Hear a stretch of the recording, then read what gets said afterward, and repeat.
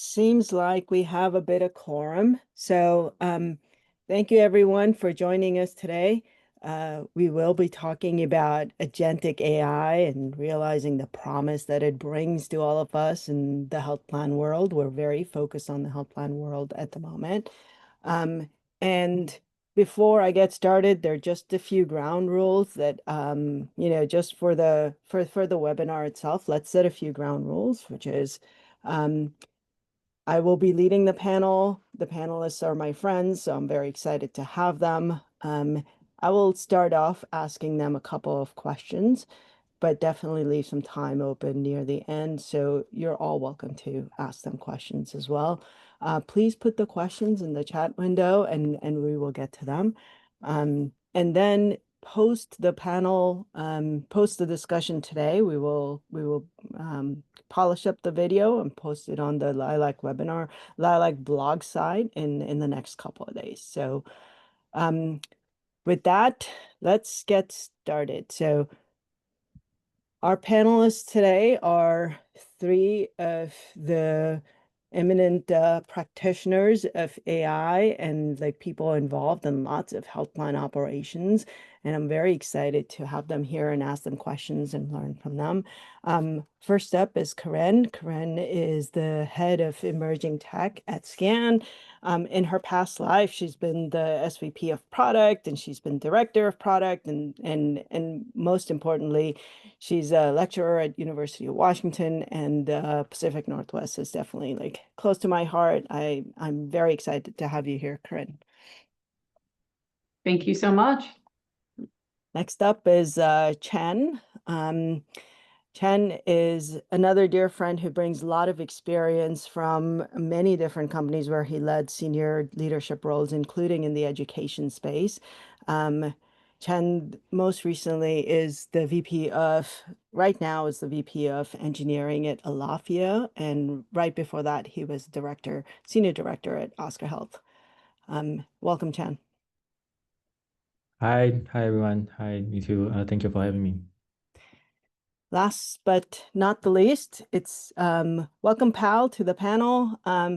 Pal has a long, illustrious career building lots of tech in lots of different places. And Pal and I first met at Oscar when he was joining Oscar Health around the same time as me. I've had the pleasure of working with Pal for a long time. And he's right now focused on many things at Oscar that are around AI. Welcome, Pal. Hello.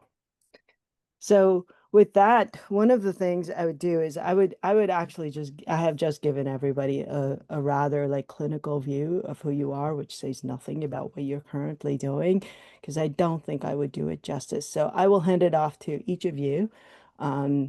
Just say a bit about like what your current role is in your current organization and what are the things that you are currently excited about and working on. Perhaps start with you, Corinne. Thank you. So in emerging technologies at SCAN, we are a triad in the sense that we cover education, so bringing the team along for the ride on this Gen AI journey. It's governance as well as build. Our team has been experimenting with build since summer 2023 when we were all crawling our way towards some interesting future with things like GPT 3.5. Right now, what I'm working on is we are working on a new release of our Enterprise GPT, which we'll talk about a little bit later. But what's caught my eye lately is something we've been calling first pass. This is this concept that an AI can either go get information or be emailed, chatted, or otherwise given information and do a first round of what a human is generally doing today. Extracting information, summarizing information, identifying possible impact of that information. And this is a pattern I'm starting to see everywhere right now. So that's caught my eye. I'll pass it on to the next speaker, Chen. Thank you, Corinne. Thank you, Karen. So I'm Chen Kuo. I'm currently leading up the technology department at Alafia Health. Alafia Health is a company that help health plan streamline their claim review process in the payment integrity space. So what we're doing is we take a uniform bills and itemized bills and also medical record and use the technology, Gen AI included, to facilitate the review process. So the company started as a managed service company, and we are getting into software service or no Gen AI product, software product rather, last year, and the company has now processed over 30 billions of in transaction value so far, and we using the Gen AI and other tools we are building, we're seeing 20x of throughput in terms of claim review. Happy to be here and excited to talk more about the AI with the panel. Thank I'll you, pass it Chen. up to Pal. Hi, thank you, Chen. So Chen and I worked together for a number of years. And as Neetu said, I worked for Neetu and with Neetu for I think 4 or 5 years. So I've been at Oscar Health for close to 6 years now.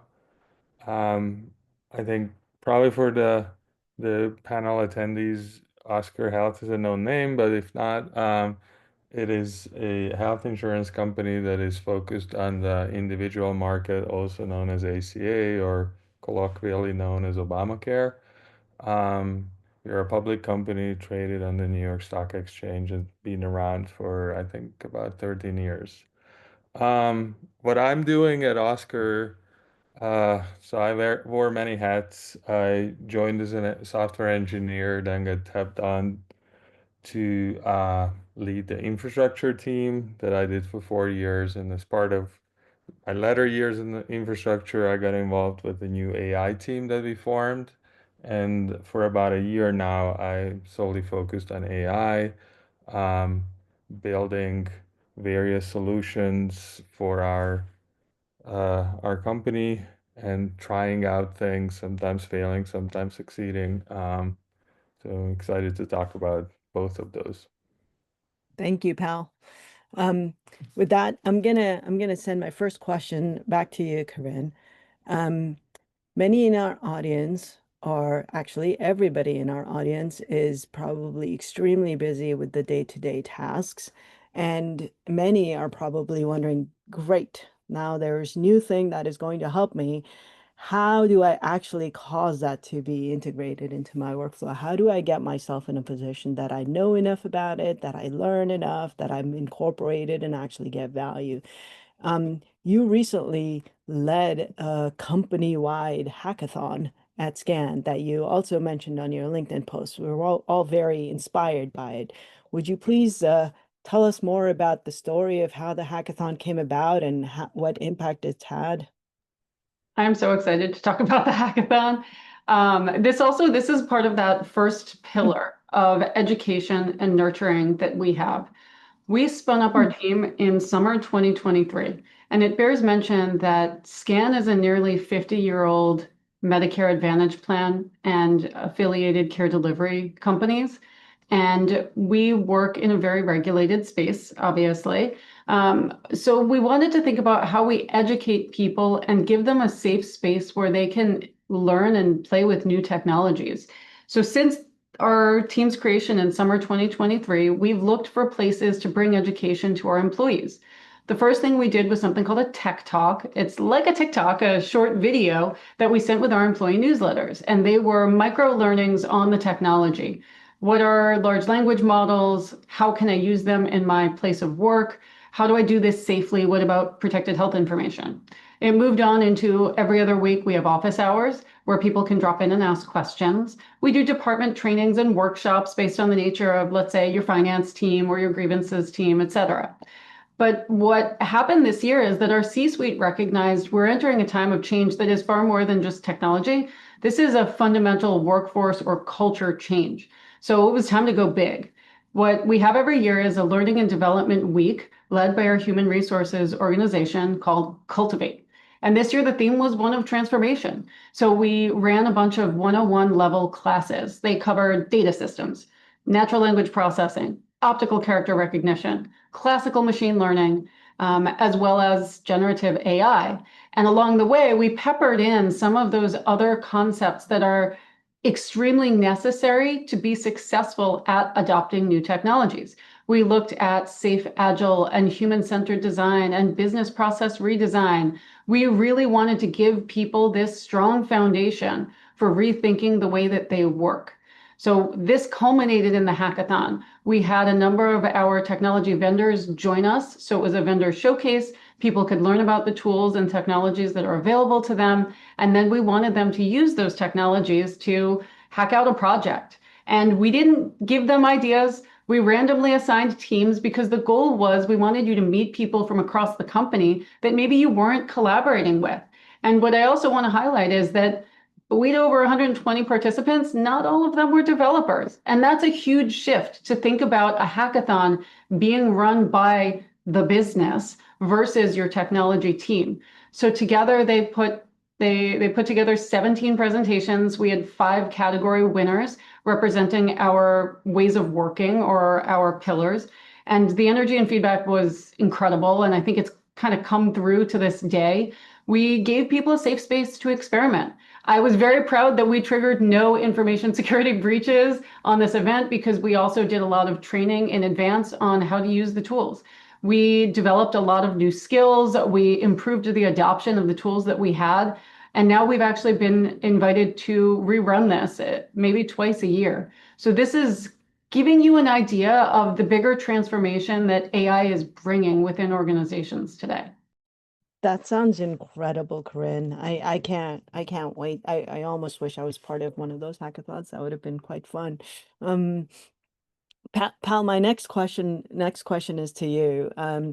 When ChatGPT was just announced to the world, we at Oscar also kind of went on a rampage to do a hackathon and identify use cases. My question more to you is all about like how did you land on a use case that you're working on right now that includes agents and helpful, and how did you think about like ROI and other things alongside it? Yeah. So yeah, I remember when ChatGPT first came out to the public. It was in early 2023, if I recall. And Neetu and I still work together at Oscar, and she was telling me that this is a real thing. Like I was a little skeptical that, having lived through quite many fads in my life, but and she was right. I mean, it is real. It is getting more and more powerful. And also, we are blessed that our co-founder and now CTO Mario is extremely passionate about AI, so we get a lot of organizational support on it. So to answer your question, like how do we identify things that we work on and what do we work on? So first of all, if you haven't done it yet, you can visit our AI blog, Oscar's AI blog, that has, I don't know, probably close to 15 posts that has details on things that we worked on, and some summary of how those came about. Initially, most of the AI project at Oscar uh, were following a pattern, as in healthcare, everybody deals with like lots of big documents of various sorts. So the first pattern was quite naturally uh, to use AI to either extract information from a rather large document or summarize it or can answer a question based on the document. So we did like quite a few flavors of this, and you can read in the AI blog about the details. Like two I would highlight is one is trying to extract what we call ICD codes from medical records.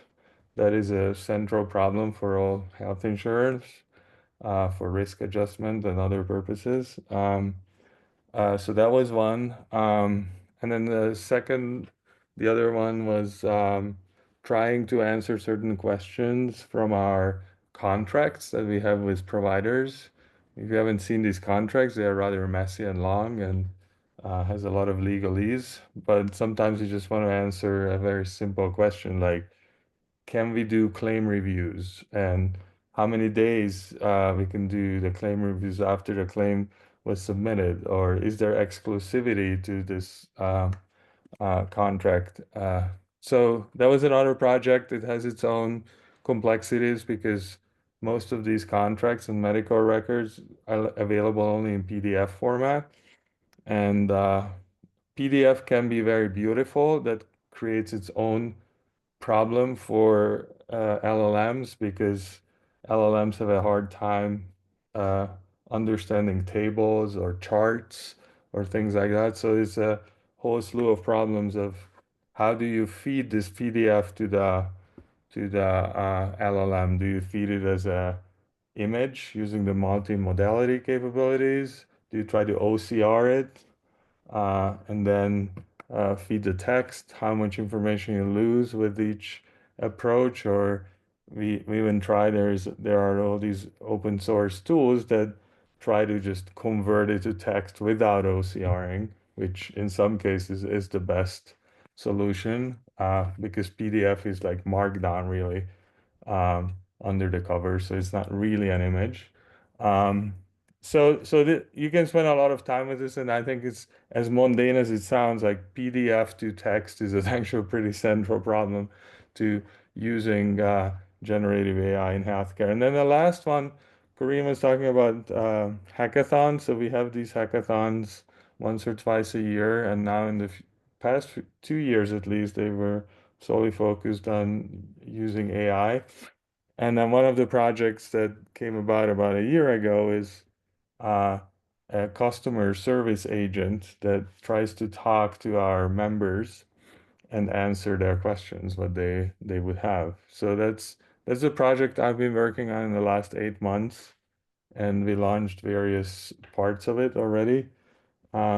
It's probably maybe I'm just saying this because I've worked on this, not so much on the extraction problems that I mentioned, but this is like an order of magnitude harder than those for many reasons. One is you're not dealing with a single data source, but all companies have messy backends, so you deal with like 20. And you have to choose the right ones and the right way to answer a particular question.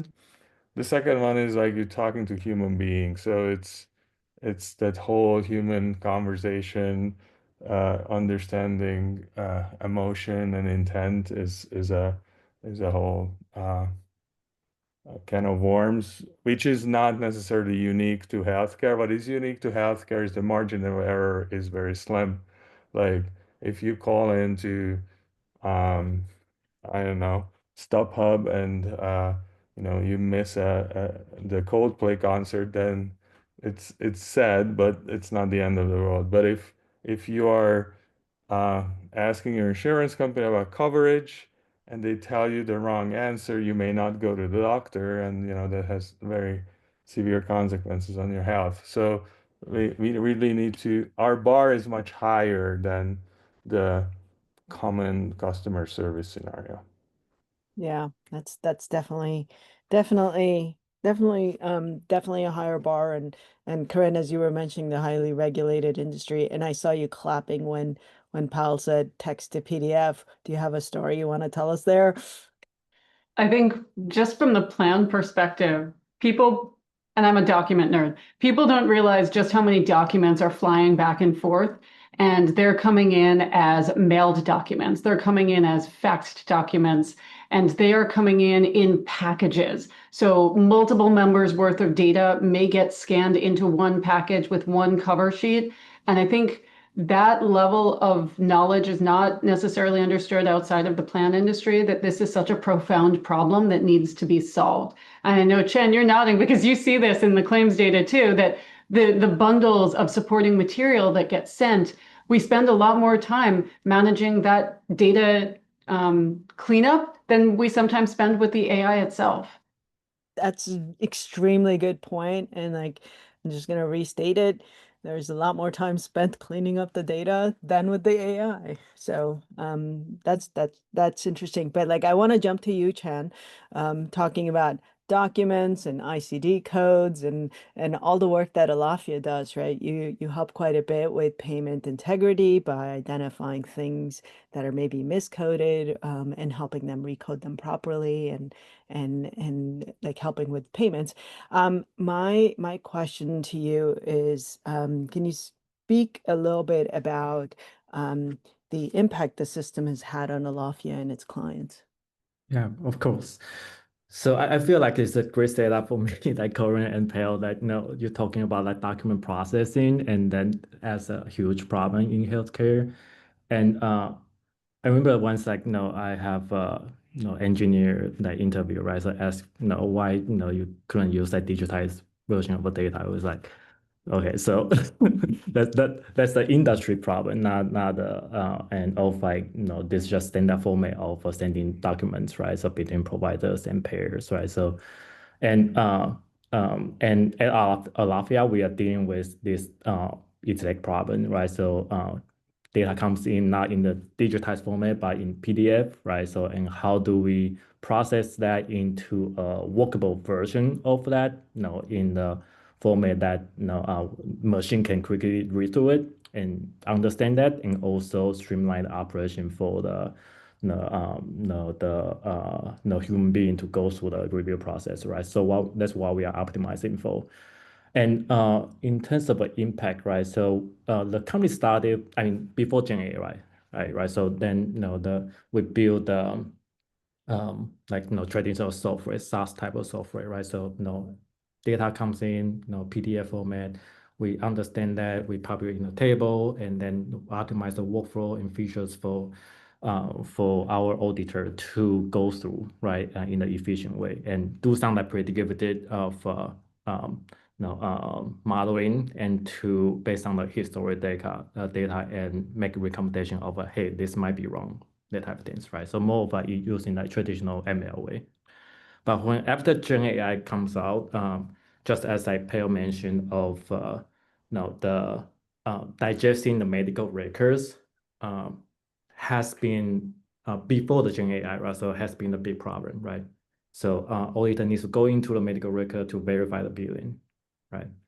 IC code extraction, Pale agree with you, that's a huge problem, and feels feels easy from the outside, but it's actually quite complicated because there's a lot of nuance of and in the medical records, right? So what we start with, just as everyone else, that we start with the chat app, using the PDF as the input, doing OCR, text extraction, all that, index that, and feed it into a Gen AI for the auditor to interact with the document in the natural language way, right? And we found that there are patterns of these queries, right? So, some of the questions are asked, regularly, whichever claims they are reviewing, right? So we think starting about, why don't we, pre-populate that, right? So that's kind of like the pretty much aligned with when the agentic workflow or AI agent become a industry theme, and when people starting talking about that, and that's where we start thinking about how should we build our system to enable this payment integrated process better, right? So and we start building an agent for particular claim review that includes DRG review, real mission review, also general like itemized bills review. Yeah. How has it impacted either the time spent doing this by other people, either by like you yourself at Alafia or, your clients? Yeah, so what we saw in terms of particularly for medical record information retrieval, right? So we see 20 times of productivity gain. 20 Oh, times productivity gain. That is amazing. so imagine, right? So you need to look for all the ICD code across the doc, right? And versus that, asking the question and be able to retrieve that, and also doing the verification of the document rather than actually look it up. So that's what we found so far. That is an incredible number. Um, Actually, I have same question for you, Corinne. Like, what are some of the gains or the values that you saw in Scan that you think are worth pursuing some more. Sure. This is that $1 million question of what is the return on investment? And what we've found is you have to look at your stakeholder and you have to quantify each use case differently. What we found are that we can empower and supercharge our workforce. And so when we think about how we're quantifying it, there's work that we consider to be FTE equivalent or full-time employee equivalent that we think the technology is doing, and we set that aside.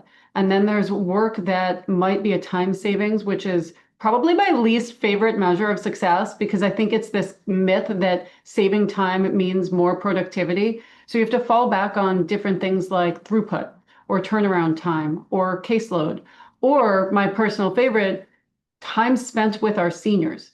If we are increasing the time spent with our seniors, that is the desired impact. One of our early rollouts was a tool that we offered to our member services advocates to help them have conversations with our seniors.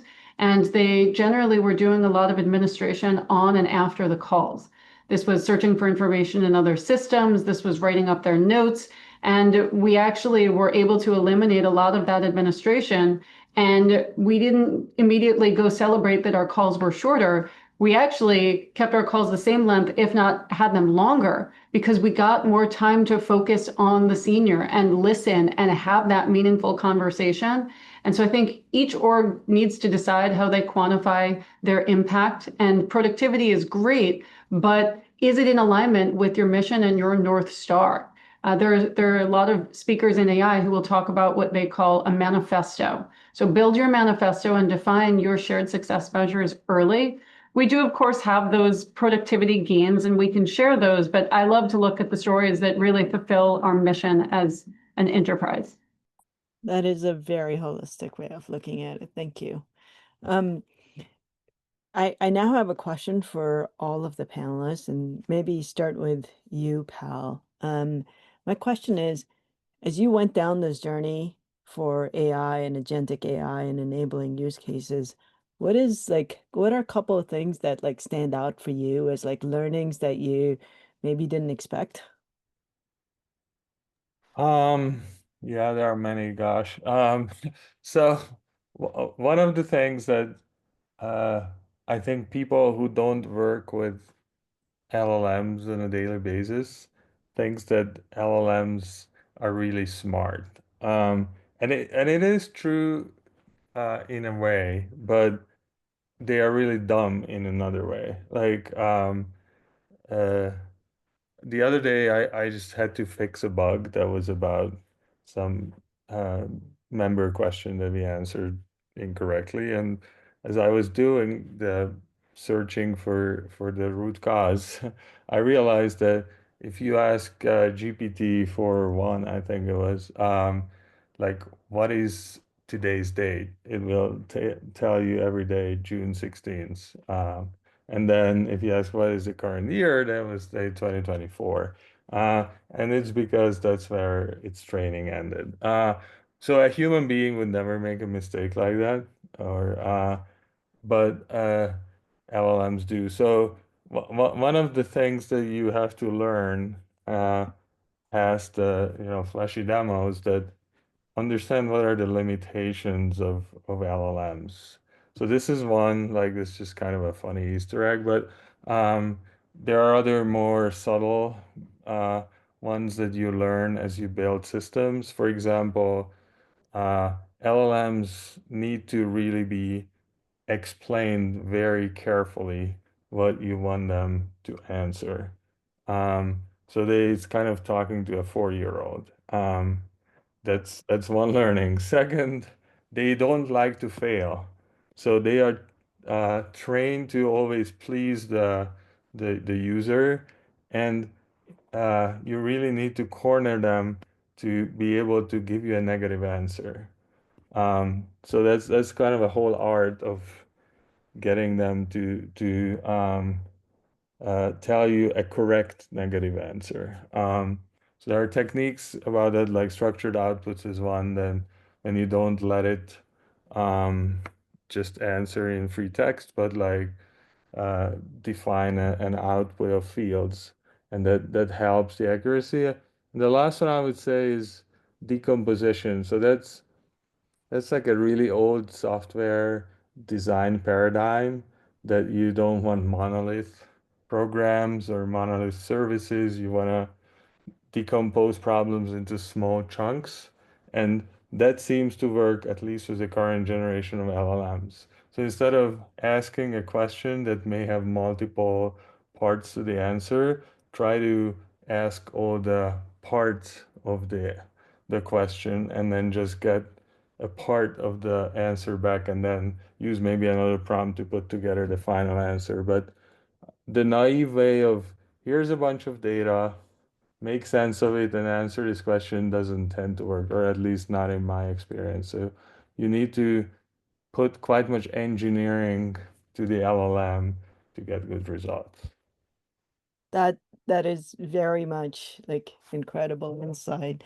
Only a practitioner would tell you. So thank you, Pal. Corinne, same question. What are some of the things you learned that you didn't expect to learn? Again, I want to follow on what Pal was saying, which is the considerations that you have.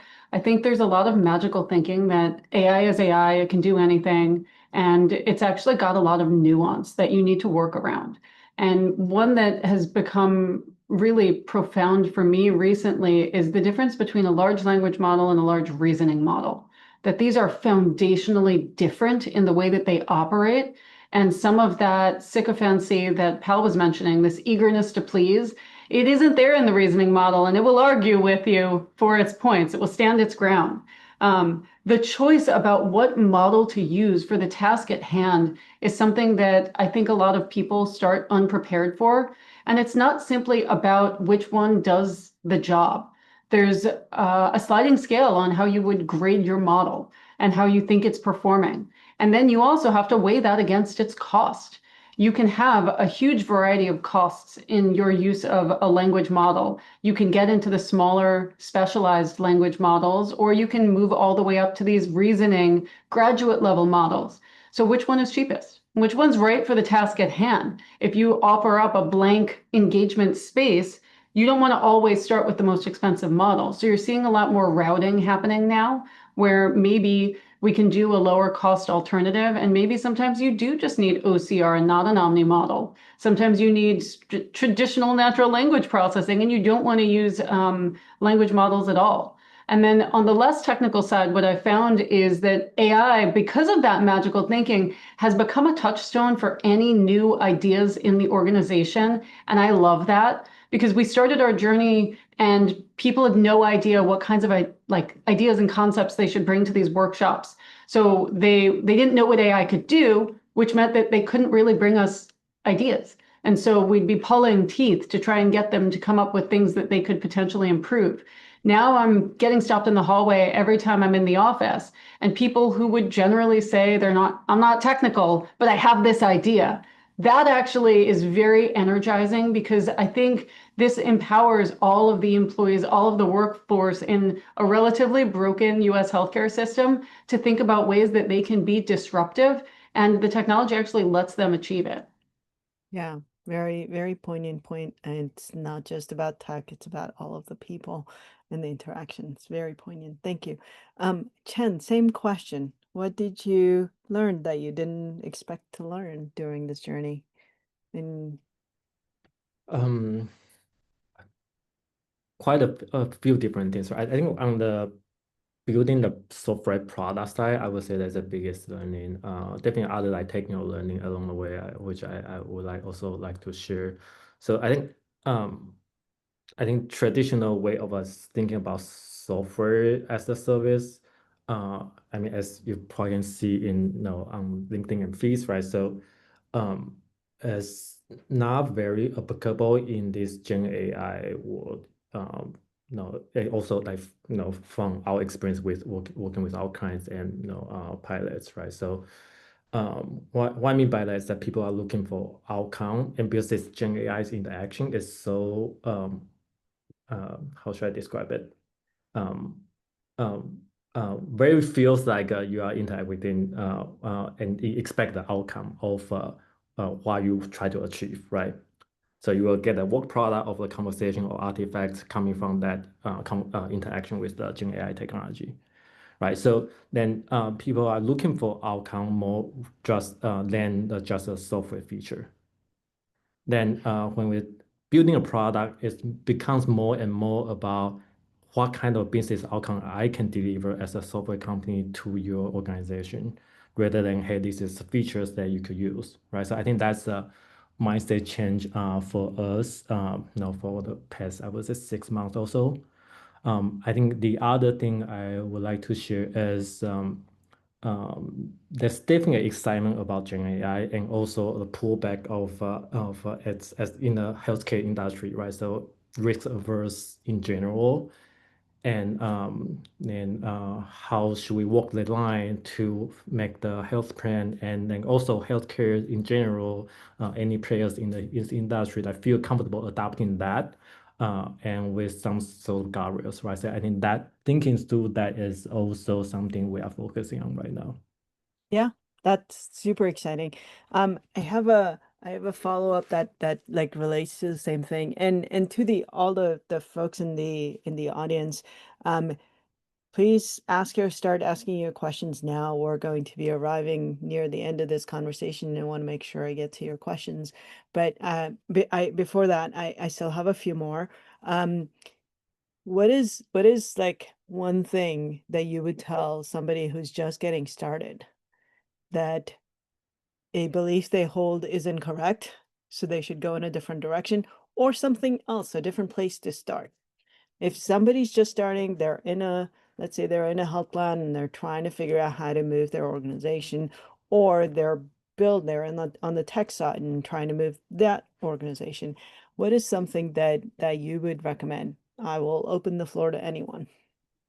I'm pretty excited about this one. I had this realization that most organizations like to start with where they think there's a lot of volume of work, and they want to start on the big stuff. And that introduces a ton more challenges, a lot more complications. What I've actually started to do is look at the teams or the parts of your organization that have an outsized impact. These are probably smaller teams that have the unique ability to influence your strategy, your bottom line, your direction, what differentiates you. These are the teams who should frankly be armed with the best the technology has to offer, but they generally go neglected based on size alone. Exciting, exciting.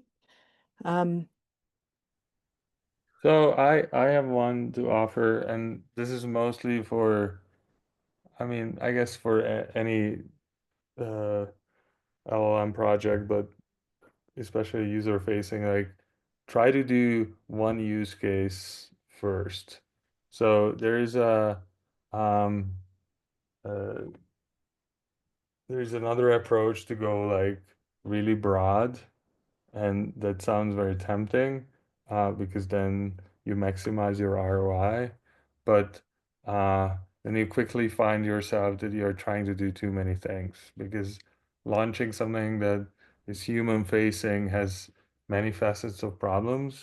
So you just don't want to increase that dimensionality with like the number of uh, different topics or use cases that you're trying to solve. So just try with a single use case. Also for um, sort of a business, just set expectations that this is brand new technology. There are many demos that people see and they look amazing, but when you try to apply it to like mundane healthcare problems, they are probably more difficult than people would assume. So just do that expectation game and make sure that you're not like over promising or too ambitious with your initial project. yeah, there the expectations versus reality gap is probably pretty large, very large in this world. Yeah, Chen, same thing. another thing I would like to add is to understand your risk profile and tolerance for risk, I guess, right? So especially in the healthcare and healthcare, right? So different function and department or workflow SOP, right? So we'll have a different risk tolerance, right? So um, I think we will see, at least from our experience, like more and more health plan are, discussing AI governance, right? So and security, privacy, whether we are introducing bias into into a system or into the company by using certain AI system, right?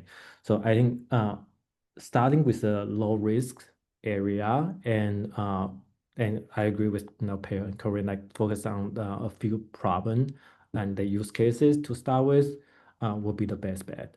So you don't need to think about a lot of how this change and introduction of AI system will impact your members, and which will become in some cases at state regulation level will become a problem.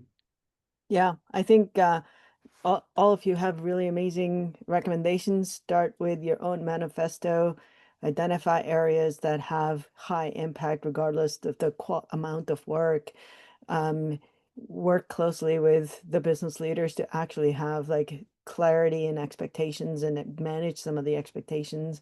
And, Chen, what you said about identifying the high impact areas. So, like, I think we're arriving at similar things. So, thank you for that. We have some audience questions. I'm going to start with the first question from Tina about how do you manage context window constraints? So this is fairly technical. Maybe you can also throw in like what your current tech stack is along with it. Anyone? Yeah, I'm good for it. I mean, context windows have gotten so much bigger over time. They're up to 1 million tokens in some of the off-the-shelf models. And I think the question is, what are you trying to run through the model that's going to take up that big of a context? One of the shifts that I've actually seen is that it's less about the document that you might be trying to pass through and more about the charter of the agent itself. I saw a really phenomenal infographic that showed that over time, we're spending more of the context window passing actual context, passing instructions to an agent versus putting through the initial request or the document. I would also make stronger use of RAG and semantic search so that you're not trying to pump it into the context. You're actually relying on your embeddings versus trying to process it live. So we've been thinking about it as the place where instructions and I know it sounds weird to say context goes, where historically, even a few months ago, we would have said the prompt goes, but the prompt is only that moment in time instruction. The context is what has delivered you up into this moment and what is the goal of the agent. So we've just been rethinking the way we use the context window in general. I'd be curious to know, Pal, if this is similar to your experience. Yeah, so this is going back to what I said, I guess, in the beginning or in the middle of that naive approach doesn't seem to work, that here's a bunch of information, make sense of it.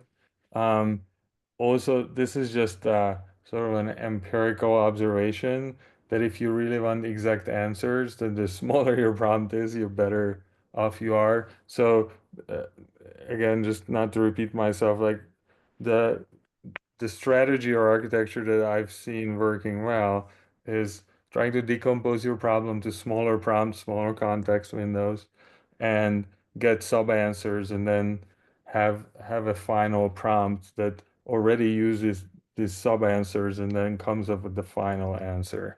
Um, so that's that. Then the other one is uh, Corinne mentioned RAG. So I'm of two minds with RAGs. Uh, Originally in our projects, we used RAGs quite a lot. But maybe because we're not invested in like getting the search quality better with RAGs, which I think you have to if you really heavily rely on it. So you can't just rely on simply vector search, but there are papers out there that talk about how to combine vector search with other like known techniques that information retrieval industry or practitioners used in the last 30, 40 years. Um, but if your thing or body of knowledge that you're trying to get the information from not that big, And I also found sometimes successful, that instead of ragging it, you just try to do kind of like a decision tree with the LLM. First, like, just this is somewhat of a hypothetical example, but it resembles things that we did. Like, instead of let's say you have a 100-page PDF document. So one uh, possibility is to rag it. Um, Second possibility is to put it into context window, because they are now big enough. The third one that I tend to use now is try to turn that information that's in the PDF is kind of to a tree. So first I ask, here's a question. These are the section titles. There is not 100 pages, there's maybe one page or two. Tell me which one do you think applies or which ones. And then once the LLM told me, then I give the LLM back the content of the section that is much, much smaller than the entire document, and then it tends to give us like more accurate results as opposed to rag or send the whole thing. Yeah. Thank you, Pal and Corinne. My next question, Chen, I'm gonna ask you. It's from John. I've noticed that many engineers who have experience building and deploying real-world AI products are highly sought after in today's job market. What would be the best way to attract product engineers with LLM experience, and how would you work on retaining them long term? So basically, talent. How do you get to the talent that knows the things? Yeah, I think I would say a lot of techniques like now Pale and Corinne mentioned is there's a lot of discussion and also resources online for that. So I think general like application development, you don't need that deep like ML or data science background. Right. So I see that as using a tool like an API to develop the application and introduce that new capability to a mix, right? So I actually don't see the experience building the LLM based app as a requirement when we are looking out for talent, I see. right? So How, that's how, how how I do you, feel about it. Yeah, go ahead. yeah, how do you substitute? Do you just give the new engineers some time to learn the system as it's going along? Yeah, right. Yeah, And no, to build a software, you need different type of skills, right? So you can start with a certain area of application doesn't need to touch LLM, but over time, as other folks on the team know how to build LLM, interact with LLM, right? So then they can be onboarded to that. To me, that's not a requirement. And the second part of a question of how would you work on retaining them long term, right? So I think no, again, it's not specific to AOM. No, engineers for retaining living there, talent. right? So retaining talent is tough in tech, right? So you need to Yeah, keep them happy and keep them challenging work and interesting, and product to build. yeah, excellent, excellent. Um, maybe in the next one, Corinne, you're already trying to answer the next question, so maybe I'll just ask you that question. What are the three main points in care management coordination that have traditionally made it difficult to orchestrate efficient management of members' Woo. This is a perspective? spicy one. I love it. And yes, I was already typing away furiously. Yeah, and is agentic AI the answer to all three? It's not the answer to all three, but it's certainly helpful. So let's break down some of those pain points. Number one, people don't engage. You want to look at email open rates. You want to look at picking up the phone, clicking links. How many times has someone tried to reach you and that just goes straight to junk? That I think is a big opportunity for AI to be more nuanced in the way that we are trying to reach out to people. Either today we try something that's not the right fit. So we might try and engage telephonically where you would prefer a text, or we're throwing the kitchen sink at you and you're getting that message in too many formats, and therefore you disengage with all of it. So think about AI's potential to personalize the experience and the engagement that is necessary for successful care management. I would say the second is a very agentic use case, which is effective care management oftentimes requires information that is not available to you when you first start the engagement. You're going to get things like your social determinants, things that might be available on state resource websites. You're looking at the community. Having a gopher or a co-pilot that can go reach out to grab information from an HIE, to grab information from your state insurance site, those are all super helpful. And I think that that is one thing that will help us get over the hurdle of a complex care management or coordination activity. The third is absolutely once you get that information, being able to act upon it quickly. This goes back to our document strategy earlier. That I think is certainly an answer. It need not be agentic, but it can be either reactive. So a document arrives, it does that first pass, and then it gives it over to the care manager. So maybe there's a transitions of care document or a note that was recorded by the physician. I want to make quick sense of it and know how to engage this person moving forward. Those are huge opportunities to improve care management. And I only spoke about them as sort of microcosms, but now think about stepping back and doing larger orchestration. The follow-up question was, where would that info feed to? I find that it's less that it feeds as much as it's also a pull. Sometimes we have to go get that information rather than wait for a notification. And that's where Agentic can work very effectively. If you have an upcoming appointment or a visit, you want to make sure that you're going and getting the latest that you can get on that particular patient or member from all of your possible source systems. So Thank you. planning. Yeah, no, thank you very much. We're coming up to the top of the hour here. I have one last question. And my one last question is actually an option of one of two questions. My one last question is, you can either answer, what is the worst career advice you ever got? Or just any advice or recommendation you want to close this conversation with. I'll start with you, Chen. What is the worst thing you ever heard? Or what is the thing that you want to actually leave the conversation with? Any closing remarks? Um, I think I heard especially from engineering groups that they are worried about being replaced by AI, right? So I think oh no, generally like in the work environment, right? So I think that's a concern many people have. Um, and I do think that's this some like it's replacing manual work right now. And I think Pale mentioned that, right? So and Corin mentioned that as well as not as smart as you no you think it is. And if you think about it, it's like assaulting a lot of information and do some sort of prediction of the next word, right? So that's generally how it works right now in the current LLM.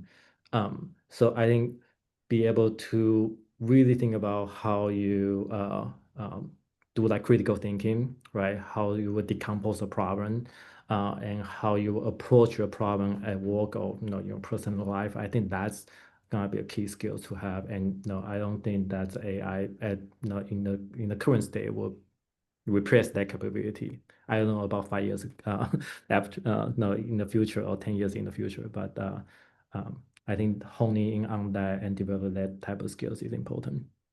Thank you, Chen. Pal, same questions. Yeah, so just following up on Chango's thoughts. Yeah, if somebody asked me today that, probably before going to college, like what should you study or what your career should be, I would have a hard time. Like maybe I would not recommend software engineering, but maybe because I'm a very risk averse person. But it does seem like that maybe 10 to 15 years, a lot of the current software engineering will be replaced by some automation, but I think it's 10 to 15 years. It's not 2 to 5 years.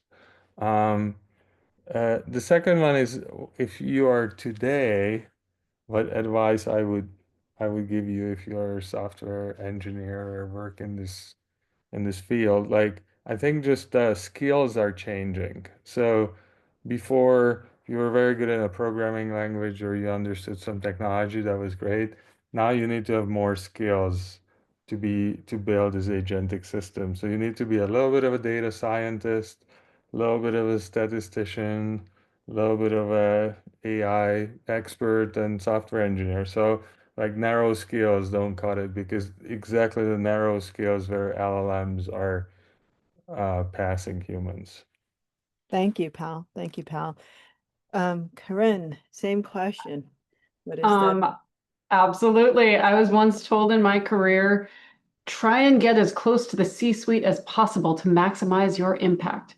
And I think that that is bonkers as career advice, and I would recommend strongly against this. I actually took that advice, was so repulsed by it, and turned it into get as close to the impact as you can. And that might actually mean being the boots on the ground.